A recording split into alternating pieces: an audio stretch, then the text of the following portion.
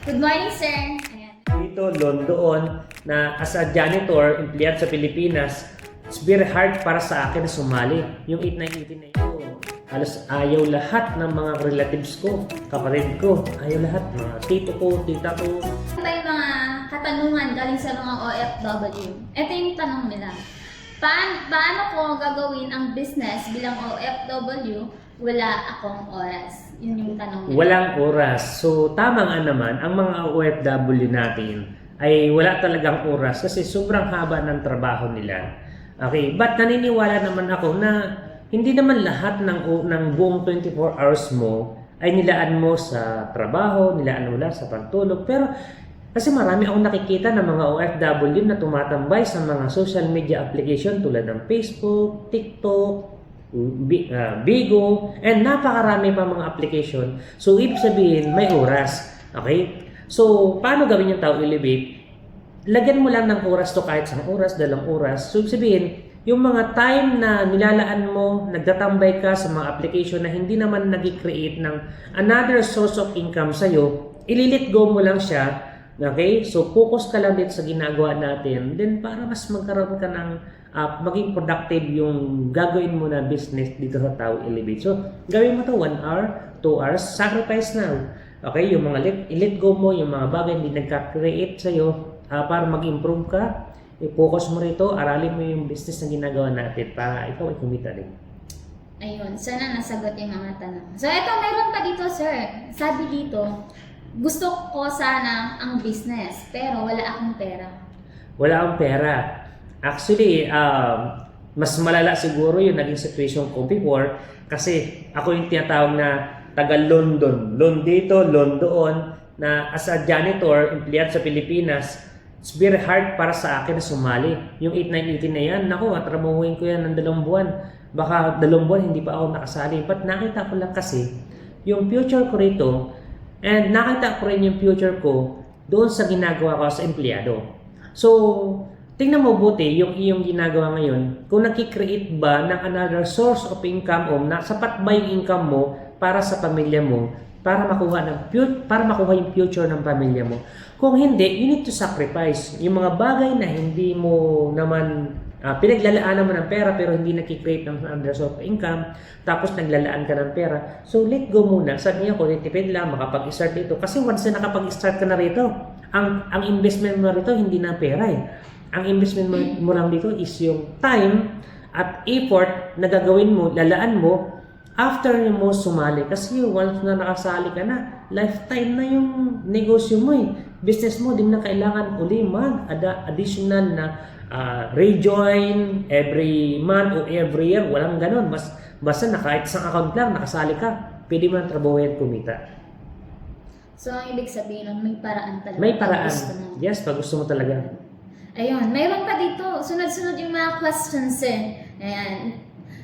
Meron dito yung tanong na OFW, gusto daw sana ang business, pero hindi niya daw alam kung paano gawin. Hindi alam paano gawin. Yun nga siya, lagi ko sinasabi na yung training ay provided na natin. Okay? Meron tayong sistema na ginagawa every Thursday. Meron tayong conduct na training. Okay? Yung Facebook marketing. Okay? Meron tayong webinar na training every Tuesday.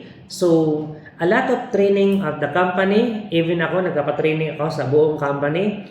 So, andyan lahat ng training, kaalaman, information. Ang kailangan lang gawin is maglaan ka ng kahit kunting oras para matuto ka dito sa ginagawa natin. So, ang income mo, yung bilis ng production mo at income, laki ng income mo ay depende sa alam mo kung paano mo inalamat, inaral yung industry dito sa ating company Tao Elevate. So, gusto mo mas marami kang matutunan kahit saang bagay, marami taon, go to school, invest more knowledge para matuto. Nag-invest ng pera, nag-invest ng time para matuto. So, the same. Okay? Dito, ang pinakang capital, yung sinasabi, is hindi yung pinakang capital mo na pera. Ang capital mo rito is yung invest of time and yung gawin mo yung part mo, yung effort. Yun yung pinaka-investment dito. So, kung gusto mo kumita ng mas malaki, you have to invest your time para aralin, alamin ang negosyo na pinasok mo.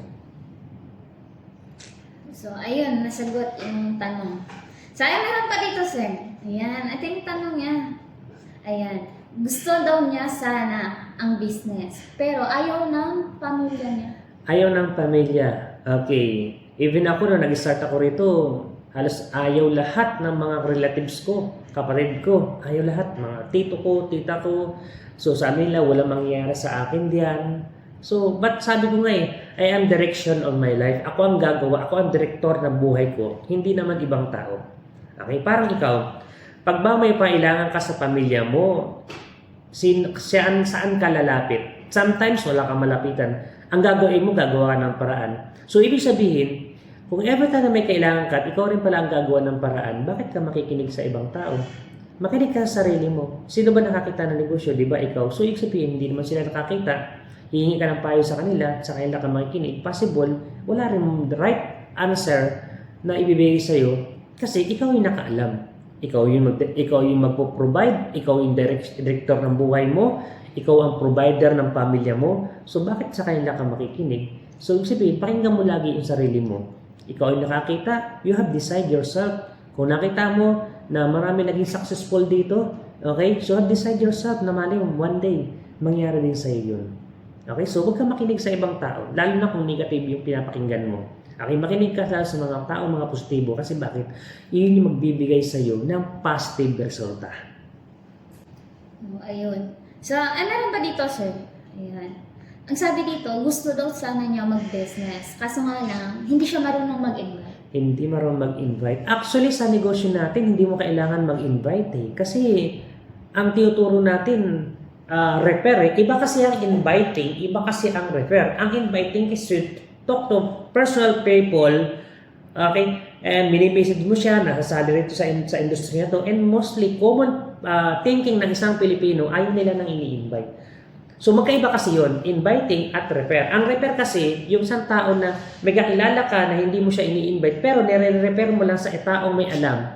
Taong nag-invite sa'yo, sponsor mo, nasabihin mo lang, sir, ma'am, madam, mayroon akong kaibigan, pwede bang i-refer ko sa'yo para introduce mo yung negosyo natin. So magkaiba kasi yon. So kaya sabi mo lagi, huwag kang mag-i-invite. Ang gawin mo lang, mag-refer. Okay, marami tayong mga leaders na kumikita ngayon, ang ginagawa lang nila is nagre-refer. Tandaan lagi, iba ang inviting, iba ang recruiting, at iba ang refer. So mostly ang ginagawa namin is, at tinuturo natin ay mag-refer. Okay? So mag-refer ka lang na mag-refer sa upline mo. Hayaan mo yung upline mo as a OFW, sabi nga, busy ka lagi dyan. As a OFW, gawin mo, mag-refer ka. Hayaan mo yung upline mo sa Pilipinas ang mag-present sa lahat ng mga taong nire-refer mo. So yun. Ayun, nasagot ba part? Thank you daw, sir. Sabi dito. So, ayan, sa meron pa, sir. Pahabol nga daw. Pag wala daw siya ma-refer, pwede ba daw siyang kumita? Okay, pag walang ma-refer, pwede bang kumita? Okay, pag after mo sumali at wala ka nang nare-refer, yun continuous refer. As soon, meron talaga sasali under ng organization mo. As long as ginagawa mo yung part mo. O example naman, hindi ka nakapag-refer na, okay, pwede ba kumita? Pwede ka pa rin kumita about of the product. Okay, may bumili ng mga produkto, pwede ka kumita. Kung wala naman bumibili ng produkto, actually yung product mo, once you pay the product and you get the package, actually bawi ka na Pangalawa, may mga benefits pa tulad ng insurance. Okay? So, training provided, libre, and ang dami pa na pwede mong gawin para ikaw ay kumita. And as of now, sumali ka tapos hindi ka pa kumikita, mali mo pag-uwi sa Pilipinas kasi wala mang expiration yun One day, naghanap ka ng trabaho, imbes na maghanap ka pa ng trabaho, trabahuin mo lang yung na membership mo rito.